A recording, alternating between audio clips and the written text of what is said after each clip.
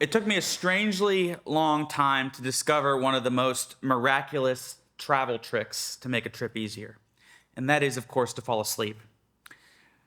While this doesn't work whenever you're the driver, it is amazing how much faster a trip can go. I remember the very first time I discovered this. I was probably like 12, 13. I had placed a pillow on my lap and folded myself in half as my grandmother was driving my sister and I to Chicago across what is quite possibly one of the most boring roads in America, and that is the Ohio Turnpike. There is no worse drive that I've ever experienced. But before I had this revelation that you can just fall asleep, my preferred method to improve long drives was intense efforts at distraction. More than clothes or toiletries, my bags for vacation when I was a kid were loaded with just hilariously unrealistic numbers of books, of cassette tapes, before the world briefly transitioned to CDs. My bag was always so heavy I could barely carry it because there were a dozen books in there. And my mom would always, "You're never going to read all those," and I didn't. And then as we got in the car at 3 a.m. to head down to the beach, I would build myself an isolation pod in the back of our van. I'd have a wall of pillows and blankets separating me from my sister, which was absolutely necessary. I'd have a backpack full of entertainment at my feet. And the moment we left the driveway for our 12-hour trip to North Carolina, my headphones went on, and immediately my Walkman was blasting Radio Disney Kid Jams. Volume 1 or 2, I think they're at volume 73 by now. And then I would crack into the first of my half a dozen Nancy Drews, which I inherited from my mom's collection. I had 40 of them. Now, 12 or more hours in the back of a minivan waiting to smell the ocean is a really long time no matter what. Especially whenever you get about 2/3 of the way there, you're on I-95 in standstill traffic, the sun's baking you through the window. But distraction, I found out, was the best way to cope.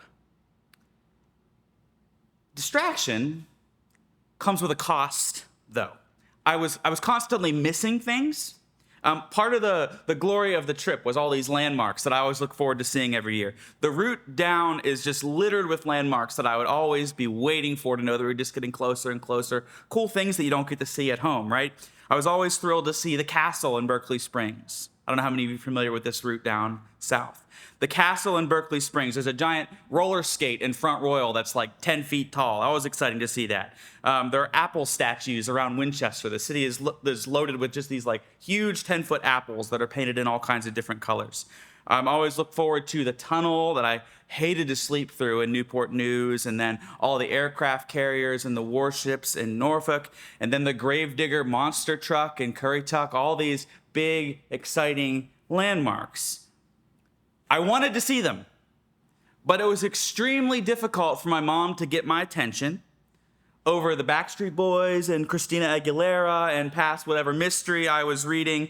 And by the time she could reach around all the cooler and everything to shake my leg, it was gone. Whatever it was gone. And so I'd miss almost everything. I'd usually see one of those things per year. Even if I decided I was going to be ready for the next landmark, I always allowed myself over the next couple hours to just fade into distraction once more. Because that's what I wanted anyway, right? I wanted to be distracted. And once you decide that, there you go. And there is an inherent conflict between keeping oneself distracted and, on the other hand, noticing. You cannot do both things at once. And distraction now doesn't take that much effort, maybe now more than ever. And this feels like such a crotchety old person thing to say, but the world we live in is designed to distract us now. I'm not sure my phone ever goes much longer than 15 minutes without a call, a text, some kind of social media notification, an alert that the Dollar General app has a Saturday coupon. And immediately, whatever focus that I've mustered up on whatever task that I'm working on is just gone. It is so much harder for me to just read a book now than it was when I was a kid because there's always something. And social media, news apps, the same way, are literally designed to just keep us scrolling and refreshing, reading more stuff, just desiring to keep opening it because that's how they get money. And we're almost never bored anymore because there's always something at hand that we can use to distract ourselves. whether we're sitting in traffic, whether we're waiting on food at a restaurant. You know, I have to believe that some kids have never in their lives at this point experienced riding in a car with nothing to do but look out the window. We cannot stand to just do nothing. And I mean, this is me, this is everybody.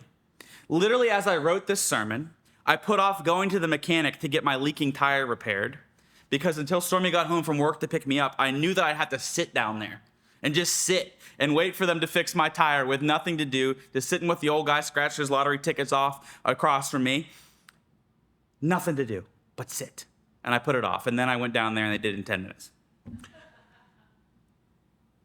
And so you're walking down the sidewalk and there is a bush smoldering from within but not burning up.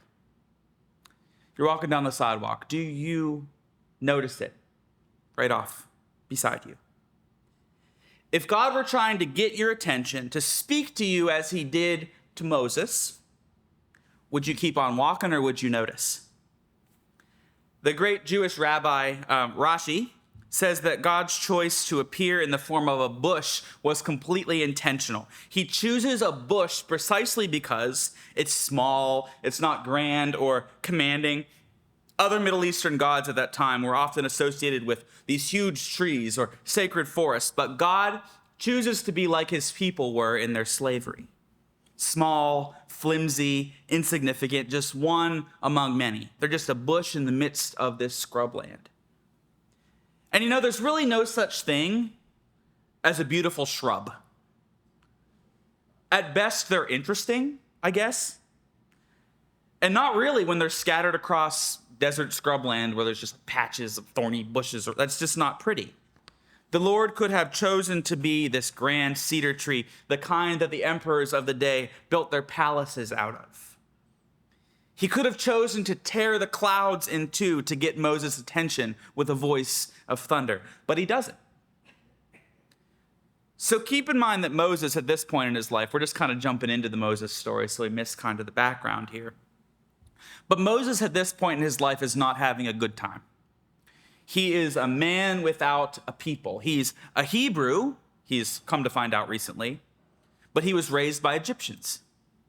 He's a fugitive from the land of Egypt where he grew up because he murdered an Egyptian in a fit of righteous rage. He saw this Egyptian officer mistreat a Hebrew, one of his cousins, and he killed him. And so now he's fled Egypt entirely, and he's living with his wife and his father-in-law in the foreign land of Midian, which is 3 days' journey across the desert from the place he's known as home. And he is doing one of the most low-skill, unpleasant, boring jobs imaginable, far away from his new wife. I mean, at least he'd be excited to have a new wife, right? But he's far away from her most of the time anyway. He's out being a shepherd. So conceivably, reasonably, Moses could have been shepherding in complete dismay. I promise you he was not looking forward to each new day at work. He could have been out there doing his best to dissociate from the reality where he finds himself. He does not want to be here. He wants it to be over. Moses, who was once a baby rescued by a princess from the reeds along the Nile. He was once a young man who lived in Pharaoh's court along this great and mighty river. He has lost everything. And now he finds himself, and you could literally translate it as the backside of the desert, not just regular desert. This is far into the desert. And he's on this mountain, Mount Hermon, that means parched. He's known water, he's known luxury, he's known this urban, exciting lifestyle, and now he's carrying sheep from place to place on this desert mountain. So you could forgive him if he was just trying to do the stupid job. Moving the sheep from place to place, supervising, wandering around in low-grade sorrow, and just waiting till he finally gets to go home to his tent. He's living in a tent now, I'm sure, with his wife. But when he comes upon this bush, he notices. His eyes aren't on his feet as he walks. They're not just zoned out looking at the horizon as he keeps walking. He sees the bush, and he says, Let me check out this amazing sight and find out why the bush isn't burning up. He chooses to drop what he's doing. He could have just powered through the day, but he chooses to stop, to drop what he's doing and see what is going on. And notice this, because I think this is very important. This is just half a sentence that it's easy to skim over. Then God calls him. God speaks to him out of the bush, but not until he goes to look. God is not in the burning bush and saying, Moses, come over here. That's not what's happening. If Moses had not bothered to notice, or if he saw the bush out of the corner of his eye and went, weird, and kept walking, I don't think that God would have yelled for him to come back. I think it's very possible that the entire saga of the Exodus here, all that is to come in Moses' life, as he becomes the instrument through which God liberates his people, none of that happens if he doesn't decide to drop what he's doing for just a second to go check out that weird thing. He hasn't enveloped himself in the many distractions he could have. And so he hears God's voice because he's available to hear it. And then Moses cries a voice from the bush. Here I am, Moses replies. Here I am. And history has changed forever. Now, it's not smooth sailing from that moment forward. The promise is actually kind of difficult that God gives in that moment, because God says, you'll know that this comes true whenever you're back on this mountain after you free your people. There's a lot of stuff in between here and there.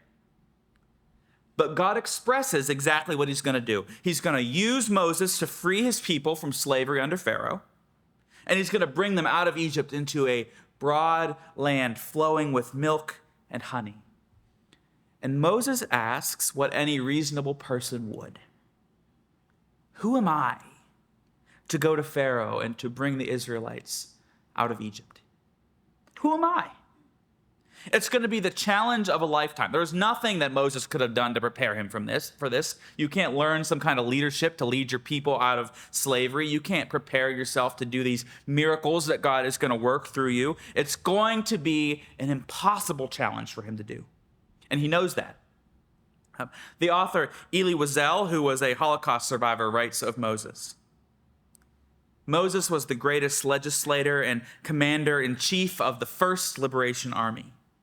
He was a prophet, God's representative to the people, and the people's representative to God. And he never had a good day in his life. But God makes a promise that guarantees it's going to be worth it. I'll be with you, God says. And God even tells Moses something that no human being had ever heard before. His name. I am who I am. Or I will be who I will be. God is the one who stands beyond everything. The world changes. Empires rise and fall. People are born and die. Continents drift apart and crash together. The years just blow away. But God is. God will be. God's promise, the hope that we can build our lives on, is in God's very name that he gives to Moses. I am what I am. And all of this happens because Moses noticed this bush. I don't think we often believe it deep down, but God is still speaking. God is still calling.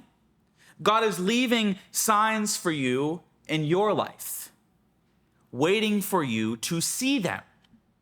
And so the first thing you have to do is to decide to live your life in such a way as if God is still at work and speaking.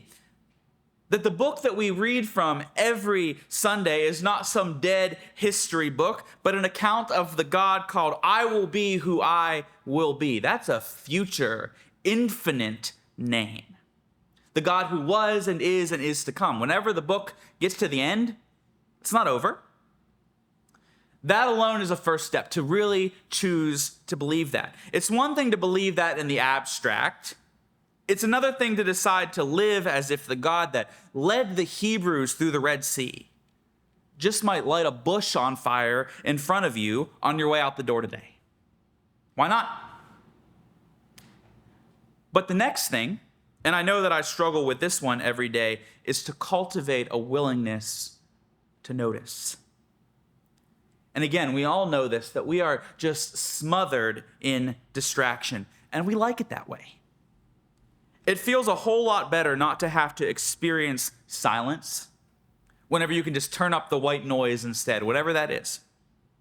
So it doesn't really matter if God lights that bush on fire, if you're too wound up in the cares of your day, the stresses of work and family, and the countless distractions that bombard us. If you're too busy to even see that, it doesn't matter if the bush is burning so close it might light your pant leg on fire. God will let us keep walking and deal with all of our little stuff if we're not ready to hear God on the big stuff. It's in our commitment to stop, to breathe, to simply shut up on the inside and the outside that we encounter God's voice. How many times, and I know this is me too, how many times have you taken a moment to pray and not said anything? Now it's constantly words going up. Is there any room for words to come back down? God is speaking to you. God is calling you to something special and crucial to God's work in the world. It might be easy. It might be hard. But I am promises to be with you every step of the way. The question is whether you will take the time to notice. In the name of the Father, and the Son, and the Holy Spirit. Amen.